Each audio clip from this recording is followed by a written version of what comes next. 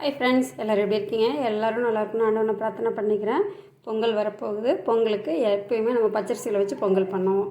நம்ம இன்றைக்கி வித்தியாசமாக குதிரைவாளியில் பொங்கல் எப்படி செய்கிறது அப்படிங்கிறத பார்க்கலாம். நம்ம குதிரைவாளி எடுத்துக்கலாம். இங்கே பாருங்கள், நான் இந்த கப்பில் இந்த பருப்பு எடுத்துருக்கோம்ல, பாசிப்பருப்பு எடுத்துருக்கிற அளவே எடுத்திருக்கேன். சம அளவு எடுத்துக்கோங்க. குதிரைவாளி ஒரு இந்த 3/4 கப் எடுத்திருக்கேன். பாசிப்பருப்பு 3/4 கப் எடுத்திருக்கேன். சரி, இதை கழுவி களைஞ்சிக்கலாம். ரொம்ப ஈஸி, செஞ்சிடலாம். இப்போ நல்லா சிறுதானியங்கிறதுனால நல்லா புழுதி இருக்கும். நல்லா கழுவி களைஞ்சிருங்க. நம்ம இன்றைக்கி செய்ய போகிறது சிறுதானி. இதெல்லாம் தான் குதிரைவாளி, சாமை, திணை இதெல்லாமே சிறுதானியங்கள்லாம் கொண்டு வராங்க. நம்ம இன்றைக்கி செய்கிறது குதிரைவாளியில் செய்கிறோம். ரொம்ப நல்லாயிருக்கும், ரொம்ப டேஸ்ட்டாகவும் இருக்கும். சரிங்க, பாருங்கள். இப்போ நல்லா கழுவி களைஞ்சாச்சு. இது நல்லா மூழ்கிற அளவுக்கு வச்சுக்கோங்க. நிறையவே வைக்கலாம். கொல கொலன்னு தான் நமக்கு வேணும். பொங்கலுங்கிறது நல்லா கொலகொலப்பாக இருக்கணும். நம்ம நிறைய தண்ணி வைக்கலாம். பாருங்கள், நான் இந்தளவு தண்ணி வச்சுருக்கேன். இப்போ ஸ்டவ் ஆன் பண்ணி குக்கர் வச்சுட்ருக்கு. லெட் போட்டு மூடி 5 விசில் நிறுத்திக்கலாம். லெட் போட்டு மூடியாச்சு. விசில் சேர்த்துறேன் நான். பாருங்க, 5 விசில் விட்டு நல்லா கொலைய வெந்துருச்சு. இப்போ இதில் நம்ம அப்படியே சர்க்கரை சேர்த்துலாம். நான் நாட்டு சர்க்கரை சேர்த்துறேன். நாட்டு சர்க்கரையை சேர்த்து செஞ்சு பாருங்கள், ரொம்ப சூப்பராக இருக்கும். அது குதிரைவாளிக்கு ரொம்ப ரொம்ப நல்லாயிருக்கும்.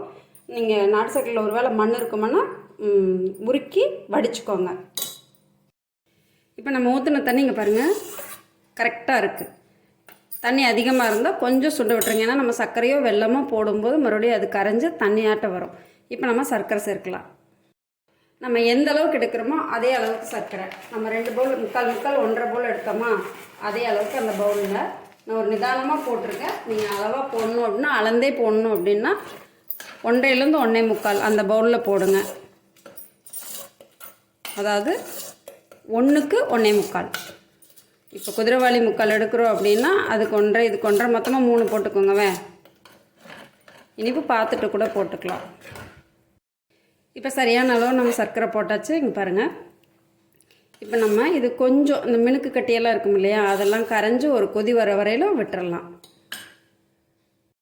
இது கொதிக்கிற அதே சமயத்தில் 3 டேட்ஸு உங்களுக்கு நிறைய வேணால் நிறைய போட்டுக்கலாம்.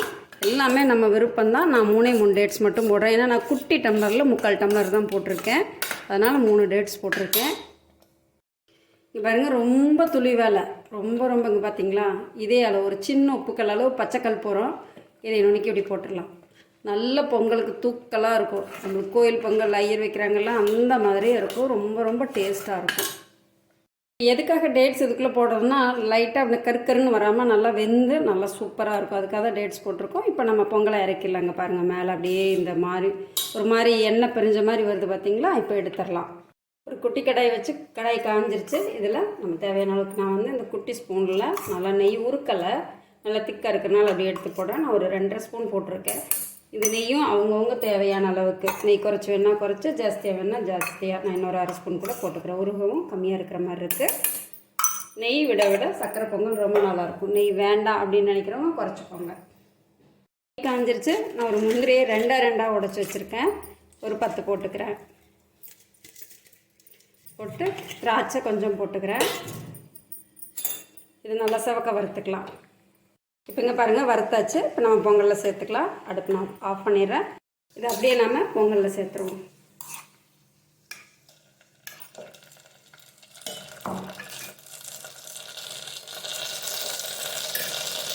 கலந்துக்கலாம், நல்லா கலந்து விடலாம். ஏலக்காய் பொடி கொஞ்சம். அடுப்பில் இருக்கும்போது தேன் ஊற்ற வேண்டாம். இப்போ தேன் நான் 1 ஸ்பூன் அளவுக்கு ஊற்றுறேன். இறக்கி வச்ச பின்னாடி தேன் ஒரு 1 ஸ்பூன். ரொம்ப டேஸ்ட்டாக இருக்கும்.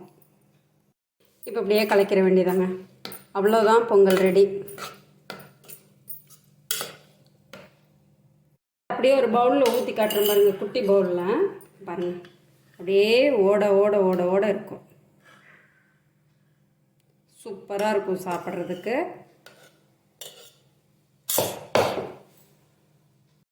நீங்களும் இது போல் இந்த பொங்கலுக்கு சிறுதானியத்தில் குதிரைவாளியில் பொங்கல் சர்க்கரை பொங்கல் செய்து பாருங்கள். இந்த வீடியோ உங்களுக்கு பிடிச்சிருந்ததுன்னா நம்ம சேனலில் லைக் பண்ணுங்கள், ஷேர் பண்ணுங்கள், கமெண்ட் பண்ணுங்கள், சப்ஸ்கிரைப் பண்ணி சப்போர்ட் பண்ணுங்கள்.